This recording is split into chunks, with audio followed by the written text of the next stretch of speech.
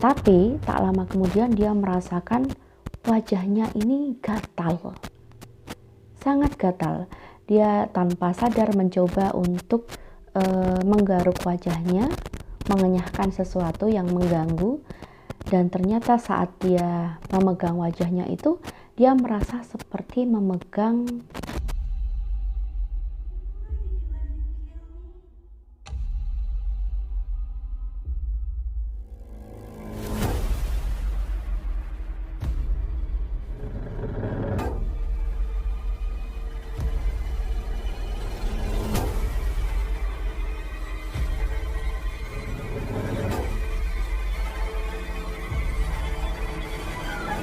Halo, Assalamualaikum. Terima kasih sudah singgah di channel ini. Seperti biasa di Ngobrol Seram, aku selalu membawakan kisah horor pengalaman nyata kiriman dari para kontributor. Di episode kali ini, aku akan bercerita tentang sosok penunggu sebuah ranjang tua dan sesosok ratu ular siluman. Namun sebelum kita lanjut ke kisahnya, mohon dukungannya untuk channel ini dengan cara memberikan like, men-share, serta men-subscribe supaya aku makin bersemangat untuk membuat konten-konten berikutnya. Nah, tanpa berlama-lama lagi, kita langsung ke kisah yang pertama. Ini dia.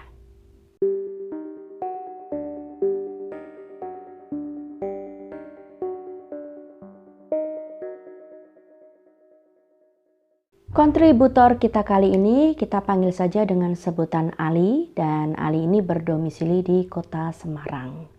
Cerita ini berawal pada suatu ketika saat Ali diterima bekerja di sebuah perusahaan yang terletak di bagian utara Pulau Jawa, tidak jauh dari kota Semarang. Nah, Ali ini berteman akrab dengan salah seorang rekan kerjanya yang kita panggil saja dengan sebutan Agus, dan hubungan mereka ini sudah seperti saudara sendiri, sehingga Ali pun sering sekali menginap di rumah Agus. Pada suatu ketika, Ali ini menginap di rumah Agus dan orang tuanya Agus meminta tolong kepada mereka berdua untuk mengantarkan makanan kepada sepupu Agus yang beda desa atau agak jauh dari rumah orang tuanya Agus tersebut. Nah, akhirnya dengan berboncengan sepeda motor, berangkatlah mereka menuju ke rumah sepupunya Agus itu. Meskipun langit sudah mulai mendung ya dan sudah mulai gelap, tapi mereka hanya berencana untuk datang ke sana sebentar saja dan lalu kembali ke rumah. Tapi sebelum mereka sampai ke rumah sepupunya Agus itu, ternyata hujan turun dengan sangat deras sehingga membuat mereka basah kuyup sesampainya mereka berada di rumah sepupunya Agus itu tadi. Nah, karena keadaan mereka yang basah, sepupunya Agus ini meminta mereka untuk tinggal dan menginap di rumah itu saja, karena apabila mereka kembali ke rumahnya Agus dalam keadaan hujan deras dan gelap seperti itu, mungkin akan membahayakan mereka di jalan. Nah, karena tak enak hati untuk menolak permintaan sepupunya Agus itu, dan dengan mempertimbangkan bahwa memang keadaannya bahaya bila mereka harus kembali di saat hujan yang sangat deras dan licin seperti itu, maka akhirnya mereka pun memutuskan untuk menginap di sana pada malam itu. Karena mereka berdua sudah memutuskan untuk tidak pulang, akhirnya mereka mengobrol dengan sepupunya Agus itu dan keluarganya. Nah, semakin asik mengobrol hingga hampir tengah malam, akhirnya mereka pun mulai berangkat tidur. Agus dan Ali ditempatkan di sebuah kamar yang terletak di bagian belakang rumah yang dekat dengan dapur. Nah, akhirnya mereka pun tidur berdua di sana dan seluruh penghuni rumah pun mulai tertidur. Saat tengah malam, Ali ini merasakan ingin buang air kecil. Nah, karena dipikir jarak dari kamar itu ke kamar mandi itu hanya dekat, sehingga ia pun memberanikan diri untuk ke kamar mandi sendirian. Akhirnya Ali ini berangkat ke kamar mandi sendirian, menuntaskan hajatnya di sana, dan ingin kembali ke kamar yang ia tempati bersama Agus tadi. Tapi saat ia melewati area dapur, ia melihat sosok seorang wanita sedang berdiri dengan posisi membelakangi Ali ini tadi. Karena Ali ini mengira bahwa wanita ini mungkin salah satu kerabat Agus ataupun sepupunya Agus, ia pun mencoba bersikap sopan dengan menyapa wanita tersebut, tapi ternyata sapaannya dia tidak mendapat respon. Wanita ini tetap diam berdiri mematung dan tetap dalam posisi membelakangi Ali tadi. Akhirnya Ali yang memang sudah mengantuk kembali ke kamar yang ia tempati bersama Agus tadi. Baru beberapa saat si Ali ini kembali terlelap, tiba-tiba hidungnya mencium bau busuk yang sangat menyengat. Kata dia saat itu mirip-mirip seperti bau bangkai tikus yang sudah lama. Tapi saat itu ia mencoba menghiraukannya karena ini kan masih tengah malam, dia tidak ingin membuat keributan. Akhirnya dia pun memaksakan diri untuk tidur. Tapi tetap saja tidak bisa karena bau busuk itu semakin menyengat dan membuatnya mual ingin muntah. Saat itu dia juga heran mengapa Agus ini tidak terbangun dengan bau busuk yang menyengat seperti itu. Tapi karena si Ali ini memang tidak bisa tidur, akhirnya ia pun mencari senter yang berada di pojok kamar dan ia pun mulai menyoroti di bawah ranjang, di bawah meja, di bawah lemari, di sudut-sudut kamar untuk menemukan sumber bau busuk yang menyengat itu. Ternyata kamar itu memang bersih dan tidak ada bangkai apapun. Tapi saat senter Ali ini menyorot ke depan pintu kamar yang sedikit terbuka, di sana ia sangat kaget karena melihat sosok perempuan yang dilihatnya tadi di dapur itu sedang berdiri memandanginya dan mematung di sana. Karena Ali ini menganggap menyoroti itu tidak sopan, akhirnya dia mematikan senternya ya. Tapi saat senternya itu mati, sosok perempuan itu mendadak juga lenyap. Tapi saat itu Ali tidak menganggap itu suatu keganjilan karena mungkin dia berpikir itu tadi kerabatnya Agus yang terganggu dengan silaunya senter Ali itu tadi, sehingga Ali pun mematikan senter dan mencoba untuk kembali tidur. Dan ternyata memang di saat yang bersamaan bau busuk itu juga mendadak menghilang. Saat itu pun Ali berpikir bahwa bau busuk yang menghilang itu dikarenakan hembusan angin yang kencang yang berasal dari area persawahan. Karena di sekeliling rumah itu memang pedesaan ya dan dikelilingi oleh sawah. Jadi Ali berpikir bahwa bau itu sudah hilang sekarang karena sudah berhembus oleh angin dan ia pun kembali melanjutkan tidurnya. Akhirnya Ali ini berhasil untuk tidur, memejamkan mata. Tapi tak lama kemudian dia merasakan wajahnya ini gatal. Sangat gatal. Dia tanpa sadar mencoba untuk menggaruk wajahnya, mengenyahkan sesuatu yang mengganggu. Dan ternyata saat dia memegang wajahnya itu, dia merasa seperti memegang rambut. Jadi ada helaian rambut ini yang menerpa wajah si Ali, menempel di pipinya Ali, membuatnya gatal risih gitu. Dan setengah mengantuk si Ali ini pun menyibak rambut itu sambil membuka sedikit matanya, dan di balik rambut itu dia melihat mata perempuan yang sangat merah. Nah, saat Ali ini shock, kaget, tiba-tiba saja sosok perempuan yang berada sangat dekat di depan wajahnya itu tiba-tiba menghilang begitu saja. Nah, Ali yang shock ini mencoba untuk duduk. Dia dalam keadaan ini ya, terkejut, tidak bisa bicara, seperti orang lumpuh dan kebingungan. Dia pun duduk di tepi ranjang seperti ini dan dia heran karena mengapa tiba-tiba makhluk itu hilang. Tapi saat dia memalingkan wajah ke arah jendela kamar, dia melihat sosok perempuan itu berdiri di depan jendela. Entah mengapa si Ali ini refleks aja melihat ke arah perempuan itu dan tidak bisa memalingkan wajahnya dari pandangan itu. Dan di sana dia melihat perempuan itu menangis. Jadi ada seperti air mata mengalir ke wajahnya yang pucat itu, yang bola matanya berwarna merah itu, dan ekspresinya penuh kesedihan. Si Ali ini pun tidak bisa bereaksi apa-apa, dia hanya ketakutan, menggigil, tidak bisa berteriak, tidak bisa mengucapkan sesuatu, padahal Agus ini berbaring tepat di sebelahnya dan Agus ini masih lelap dalam posisi tertidur. Dengan tetap melotot memandangi makhluk itu, tiba-tiba saja makhluk itu membalikkan tubuh, dan di saat itu Ali bisa melihat punggung makhluk itu yang berlubang seperti ada luka. Lalu setelah berbalik dan melihat luka itu, tiba-tiba makhluk itu pun hilang begitu saja, menembus tembok. Nah, setelah si perempuan itu menembus tembok, Ali ini pun masih meskipun badannya sudah mulai bisa digerakkan, tapi dia masih duduk terpaku dan dia pun tidak bisa melanjutkan tidur lagi dan mencoba duduk sampai hampir subuh ya.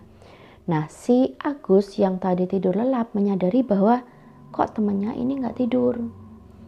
Akhirnya Agus ini membuka mata dan menyapa Ali. Ngapain kamu duduk? Ayo tidur. Terus digodain sama si Agus kan, pasti kamu mikir macam-macam ya. Ayo kembali tidur gitu. Tapi si Ali ini tetap tidak menjawab. Dan akhirnya mereka pun melanjutkan untuk tidur lagi, dan meskipun dalam posisi berbaring, tapi Ali ini tetap tidak bisa memejamkan matanya sampai subuh tiba, sampai matahari terbit. Akhirnya pagi pun tiba, mereka pun bergabung untuk makan pagi bersama keluarga sepupunya Agus itu. Di saat itu Ali hanya termenung diam karena dia sebenarnya masih sangat mengantuk. Tapi setelah itu mereka pun berpamitan untuk pulang. Sepanjang perjalanan Ali ini membisu, tapi begitu dia sampai di rumah orang tuanya Agus kembali, ia pun menceritakan apa yang dialaminya tadi malam kepada Agus.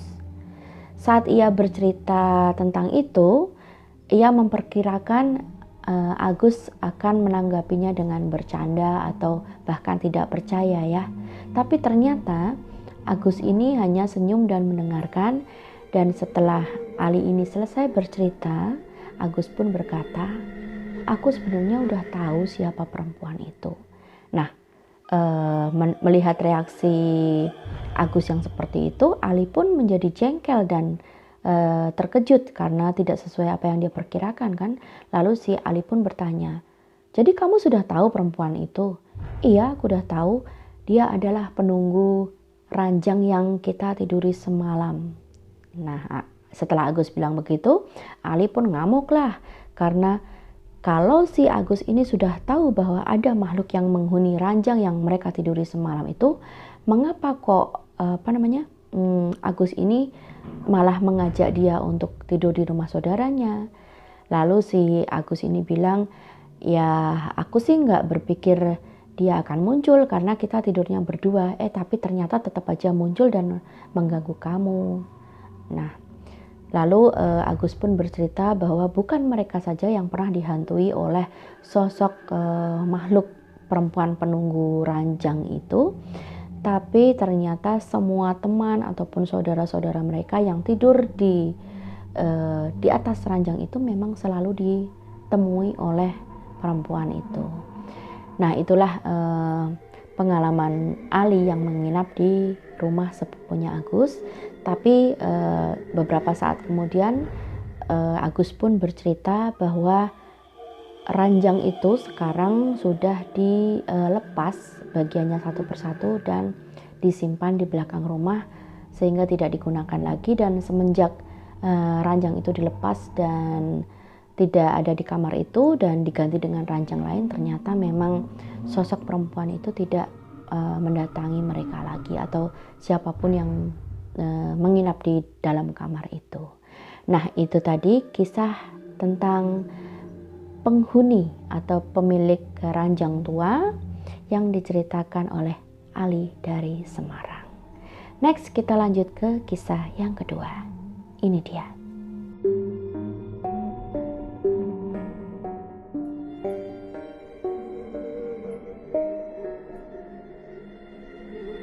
Kisah yang kedua ini dikirimkan oleh kontributor bernama Suta Yusul yang berdomisili di kota Gorontalo. Nah, Suta ini bercerita tentang ayahnya yang menjadi seorang penebang kayu dan peristiwa ini sudah terjadi puluhan tahun yang lalu. Nah, saat itu ayah dari Suta ini yang kita panggil saja dengan sebutan Pak Hadi gitu ya. Pak Hadi ini selain berprofesi sebagai seorang petani, kadangkala beliau juga mendapatkan tawaran pekerjaan untuk menebang kayu di hutan dan biasanya dilakukan selama berhari-hari. Nah, saat itu kebetulan Pak Hadi ini mendapatkan pesanan untuk mencari atau menebang kayu di dalam hutan untuk sebuah proyek yang lumayan besar. Dan beliau pun berangkat bersama 6 orang temannya. Dan karena mereka ini harus tinggal berhari-hari di dalam hutan, akhirnya setelah tiba di sana mereka pun membangun tenda untuk tempat istirahat mereka. Nah, mereka pun mulai kesibukannya untuk menebang kayu setiap hari seperti itu. Lalu di hari ketiga atau di hari keempat, ayah dari Suta ini, yaitu Pak Hadi tadi, menemukan sebuah pohon yang sangat besar. Dan beliau berkata kepada teman-temannya, oh ini pohonnya bagus, sangat besar, diameternya sangat besar, dan sepertinya sudah cukup tua. Akhirnya setelah mereka menyetujui akan menebang pohon tersebut, saat sedang bersiap-siap, Pak Hadi ini melihat ada sebuah rongga atau lubang di tengah pohon tersebut, dan saat ia memeriksa ke dalamnya untuk memastikan bahwa itu lubang yang besar atau hanya lubang yang dangkal, ternyata di dalam rongga itu dia melihat sesosok seekor ular. Ya, seekor ular yang besar sekali, yang ukurannya sebesar paha orang dewasa. Nah, saat itu Pak Hadi ini dan ke-6 temannya berembuk apakah akan tetap menebang pohon itu atau mencari pohon lainnya saja. Nah, karena mereka pikir kayu ini sudah sangat tua dan pohonnya bagus, maka mereka pun mengambil keputusan untuk tetap menebang pohon itu. Lalu bagaimana caranya mengeluarkan ular yang berada di dalam rongga pohon itu? Akhirnya mereka pun memberikan tembakau kering. Jadi kalau orang-orang tempo dulu itu waktu setiap kali mereka masuk ke dalam hutan, mereka selalu membawa perbekalan tembakau kering yang katanya bisa digunakan sebagai anti nyamuk atau untuk menghindari hewan-hewan seperti lintah atau ular ya. Jadi kalau ada binatang buas pun seandainya mereka memakan tembakau kering itu, mereka akan seperti keracunan atau mabuk sehingga mudah untuk dilumpuhkan. Jadi Pak Hadi ini bersama 6 temannya berencana melemparkan tembakau itu ke dalam rongga pohon agar ular itu memakannya, mencaploknya ya, dan menunggu sampai ular itu mabuk sehingga mereka bisa mengeluarkan ular itu dengan mudah tanpa harus menyakiti atau membunuhnya. Jadi setelah nanti ular itu mabuk, mereka berusaha mengeluarkannya dan akan memindahkan ular tersebut ke tempat lain yang lebih aman, dan akhirnya mereka pun bisa menebang pohon itu. Setelah melemparkan gumpalan tembakau kering ke dalam rongga pohon itu, mereka pun beristirahat sambil menunggu reaksi yang ditimbulkan oleh tembakau itu, apakah nanti ular itu mau memakannya atau tidak. Nah, setelah dirasa cukup lama, mereka pun kembali ke pohon tersebut dan memeriksa rongganya. Ternyata mudah saja mengeluarkan ular itu tanpa perlawanan. Jadi sepertinya ular itu memang sudah mabuk atau mungkin ular itu memang sudah lemah sejak awal. Jadi mereka pun mengeluarkan ular itu pelan-pelan. Tapi begitu berada di luar dan terkena sinar matahari, mereka pun sangat terkejut. Ternyata di bagian kepala ular yang sangat besar itu ada semacam seperti cengger ayam, seperti ayam jago itu, ada cenggernya, tapi bentuknya agak sedikit berbeda, serta di sepanjang sisik ular tersebut ditumbuhi lumut yang licin dan berwarna kehijauan.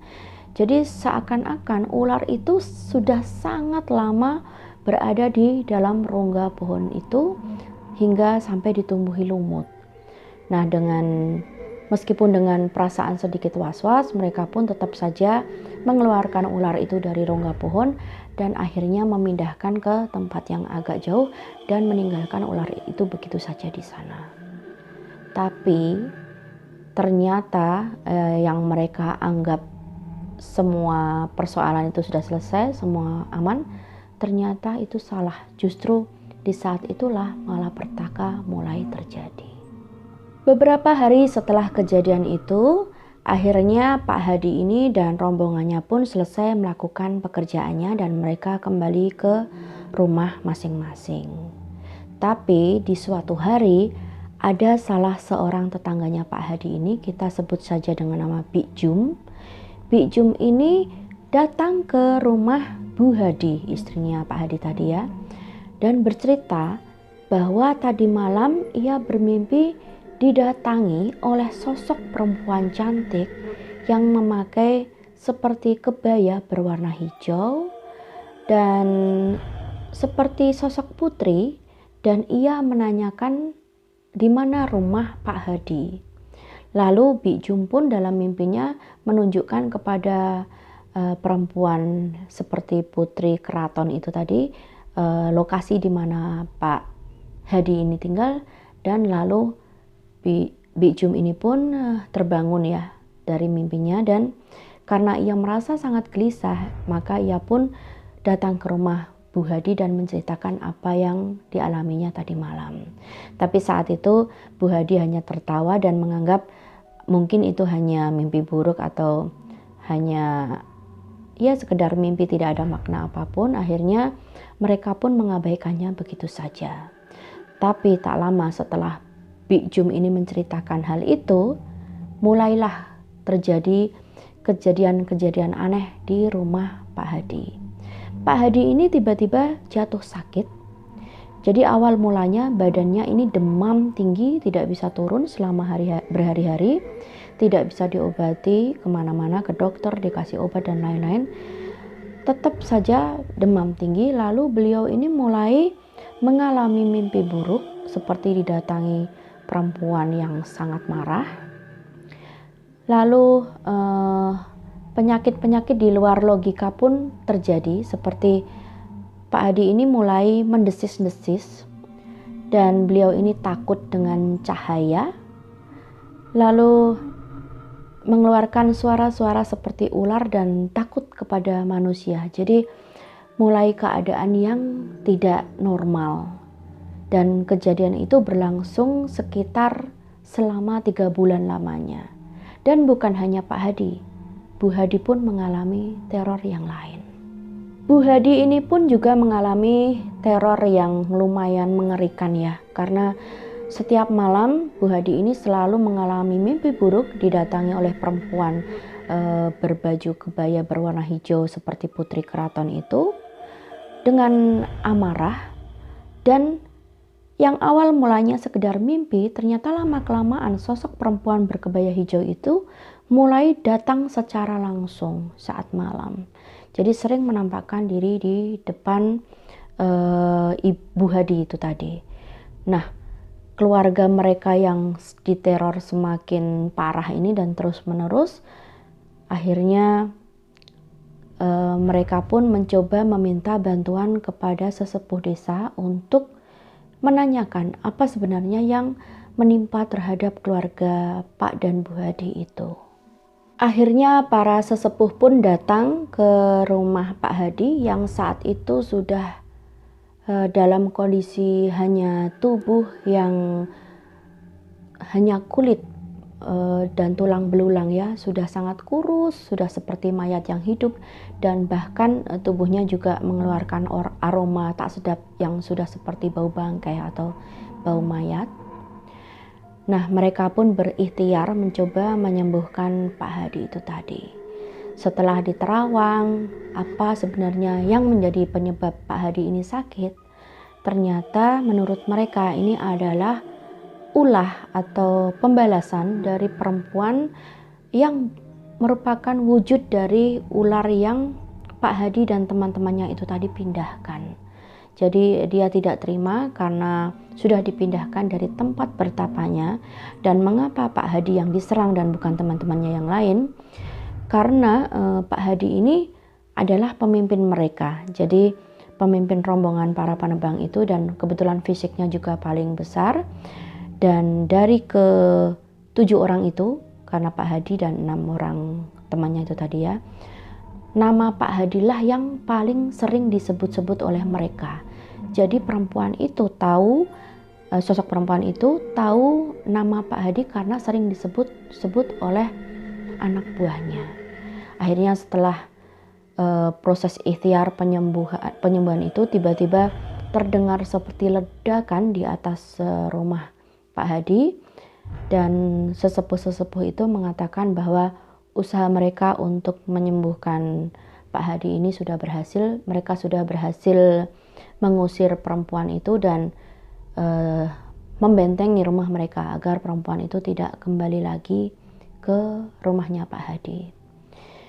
Akhirnya setelah proses penyembuhan itu selesai, keesokan harinya Bu Jum ini pun kembali datang ke rumah keluarga Pak Hadi dan berkata bahwa tadi malam dia bermimpi lagi perempuan yang pernah meminta alamat rumah Pak Hadi kepada dia itu seperti berlari keluar dari rumahnya Pak Hadi dengan menangis keras meraung-raung, dan dia seperti berlari menuju ke arah gunung, ke hutan tempat Pak Hadi dulu pernah menebang kayu. Nah, cerita itu selesai sampai di situ. Pak Hadi pun perlahan-lahan berangsur pulih, tubuhnya pun yang semula hanya tulang berbalut kulit, kini mulai berisi lagi dan akhirnya beliau kembali sehat. Sehingga di saat kejadian itu yang dulu anaknya baru 2, sekarang beliau sudah mempunyai 7 orang anak. Nah, itu tadi 2 buah kisah yang dikirimkan oleh Ali dari Semarang dan Suta Yusul dari Gorontalo. Terima kasih kepada kalian berdua yang sudah berkenan mengirimkan kisah ini, dan juga kepada teman-teman yang sudah mendengarkan kedua kisah ini hingga selesai. Terima kasih. Lalu aku juga mengucapkan selamat tahun baru 2022. Semoga di tahun baru ini dan tahun-tahun selanjutnya keadaan kita menjadi lebih baik dari sebelumnya, pandemi segera berakhir. Jadi sekian dulu ceritaku. Bagi kalian yang mempunyai kisah-kisah pengalaman horor seperti ini dan ingin di-share bersama kami, silakan kirimkan kisah kalian di Facebook atau Instagramku, atau langsung ke WhatsApp nomorku yang tertera di bawah. Bisa ditulis atau bisa direkod voice. Nah, sekali lagi terima kasih. Kita bertemu lagi di episode-episode selanjutnya. Sekali lagi terima kasih. Assalamualaikum warahmatullahi wabarakatuh.